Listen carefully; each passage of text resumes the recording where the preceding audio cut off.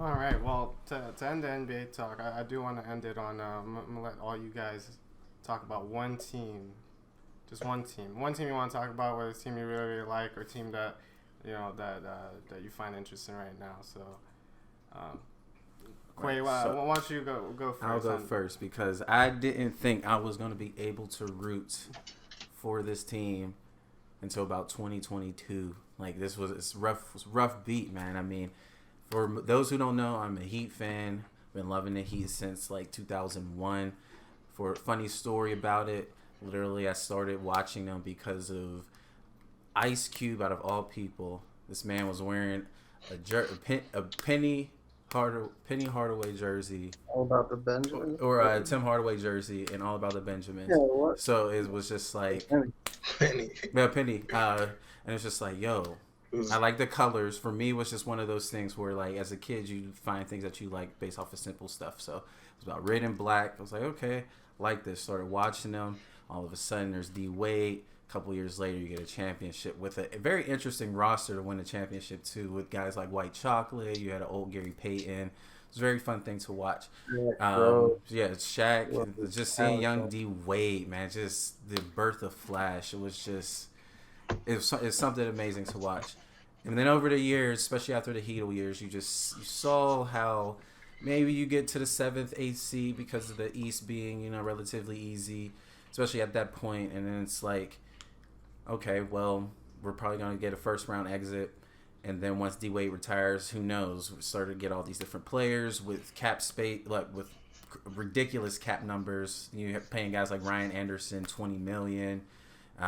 Even guys who are still on the roster, I think, are a little overinflated in terms of their contract, like a Myers Leonard and a Kelly Olynyk. But what I like about the Heat and the organization is how they keep these players ready. They play hard. There's no such thing as tanking, no matter who is on that roster.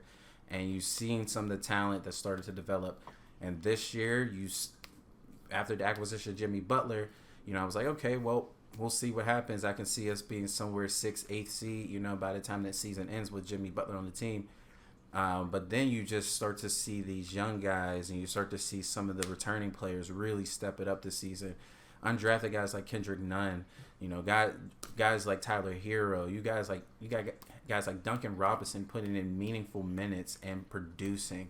And it is fun to watch. The Heat basketball is really fun to see. Jimmy Butler, there's nights where he's not even the leading scorer because you have these guys just going off, and even though he is the best player. And it's like I said, it's a very fun thing to watch. Being third in the East, at this point, I was not expecting that. Not saying that the East is something like really, really challenging compared to the West, but it's, for a team that doesn't really have that many superstars, with only one superstar, and a lot of teams thinking, oh, the Celtics or obviously the Raptors or the Bucks, being the top of that division or being top of the conference because of last year and the returning pieces that they have. But this Heat team is a force to be reckoned with, and if they are really able to keep this, this unprecedented performances up, they really can honestly make some noise in the playoffs this season, which will be fun to watch. I know you want to talk about the Jazz. Go ahead. Talk about Utah. So Well, you would think I would talk about the Jazz, but I'm not going to talk about the Jazz because we're really nice. I'm actually going to talk about a team that's actually not playing that well, but I enjoy watching, and that's Terp Atlanta. The Atlanta Hawks with 3 Maryland Terps guys on the squad: Kevin Herter, Alex Len, Bruno Fernando. They're just playing. They're just interesting to watch. I was telling you guys earlier, I got NBA League Pass, and they're one of those teams where I'm got nothing to do. I'm gonna throw in an Atlanta game just because they're interesting to watch, and it all starts with Trae Young. A lot of people have talked about him being one of the better guards, him being like a new Steph Curry or something like that. I'm not sure if he's that talented, but because he's just not adding those wins up at the moment. But at the same time, they're a really good, interesting team to watch. I like Jabari Parker. I've always liked Jabari Parker. I think he's found himself a spot where he can maybe thrive. Especially he's playing more down low, playing like 4 or 5 ish. a bit, which is very interesting for him. But I don't know. I love watching them play. They got a bunch of guys. They got a ton of young talent.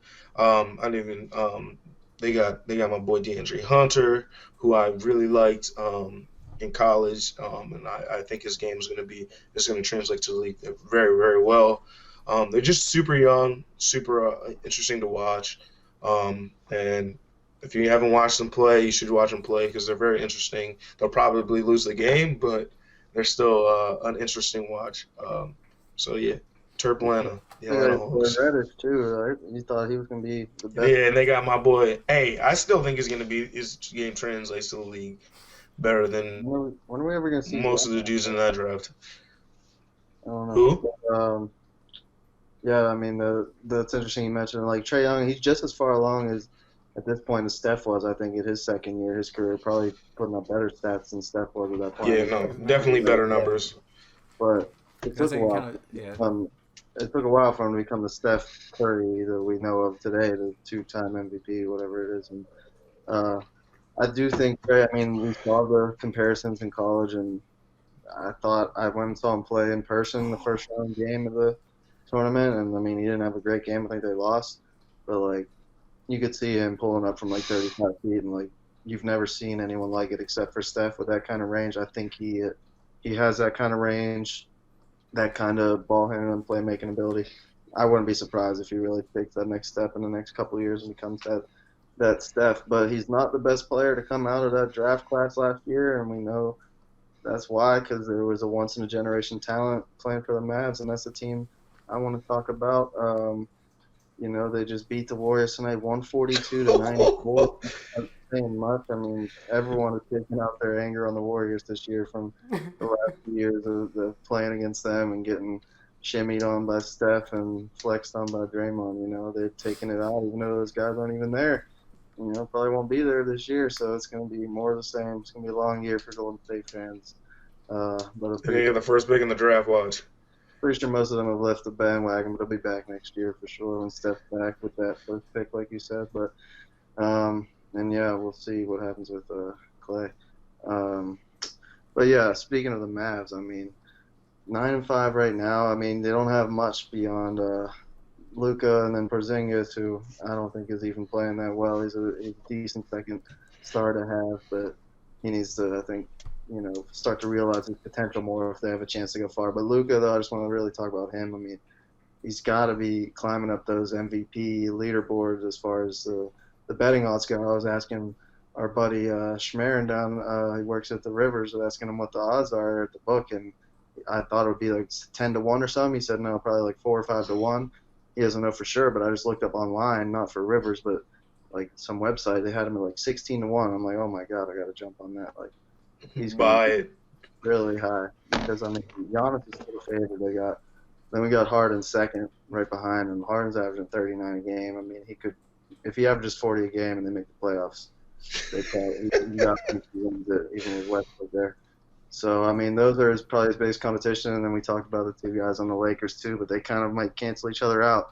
Luka's got no one there, really. I mean, he's got, Quay mentioned Tim Hardaway earlier. They got his son, Hardaway Jr., and he's just doesn't seem like he's really finding his way, I don't think, in the league. I mean, I thought I might expect more out of him coming out of Michigan, but it doesn't look like he's going to figure it out. But they got a lot of other guys, you know, contributing. We'll see what they can do. If they make the playoffs, I think Luka's got a chance to win an MVP, so I might have to go visit the Rivers and check out those odds here pretty soon before they get too low on him, because he is just racking up triple-double after triple-double after triple-double. And what he did today, guys, what I just checked, the fastest, like the least amount of minutes played in a 30-point triple-double in NBA history. 35-point triple-double in 25 minutes. Never been done. So, I mean, we talk about triple-double and that stat. What does it mean? It's not, you know, it's kind of just an arbitrary thing, counting numbers, but he's pretty damn good, and he's, you know, setting all kind of records. So I think I want to hear what you guys, we talked about each team except Sal, but I want to hear what you guys think are the MVP too right now. I mean, because like I said, I think it's between Luka, Giannis, and Harden right now, and I don't think Luka's got my vote right now. I think Luka has my vote, and as you said, I feel like he has my vote due to the fact he's working with less and we're seeing these numbers. And the fact that he's 20 years old and he's putting up these numbers it's ridiculous. So yeah, I have to give it to Luka at this point right now. You asked me today. I would say it's Luka, but I'm gonna say that Giannis is probably gonna win it. Again, Just mainly, I mean, Middleton's hurt right now, so like his numbers are gonna be ridiculous. 30 and 14 and 6 assists a game. That's crazy. Yeah, and he's shooting way better from the field. He's making 3-pointers. His free throw percentage is up. But can I mention one Yeah, other his guy? PR is gonna be ridiculous. I don't know how you guys feel about this guy, but I just realized this, and Sal, I really want to hear your thoughts too, Mr. Host. But Karl Anthony Towns, my boy, I know he doesn't get a lot of love from guys around the league, guys like Embiid.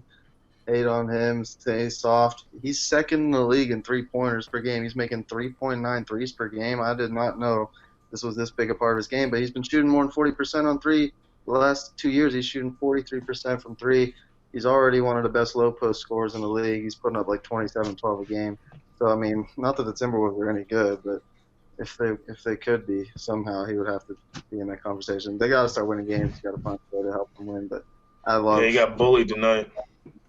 What's that? So Andrew Wiggins. He got bullied tonight by my guy, Rudy Gobert. Oh yeah. He had like six blocks. Yeah, he wasn't playing around.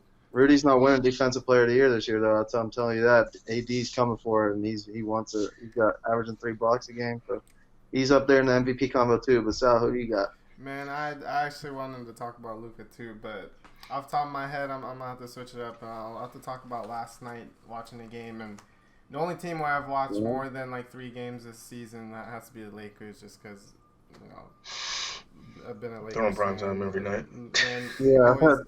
they're on prime time every night. But one of my concerns was on the fourth quarter of the game, where I believe he had like it was 2 air balls, and then he had like 2 or 3 turnovers at the end of the game, and I'm just a little worried about, just is LeBron tired at the end of the game, or does he feel like he has to make a lot of those decisions at the end of the game?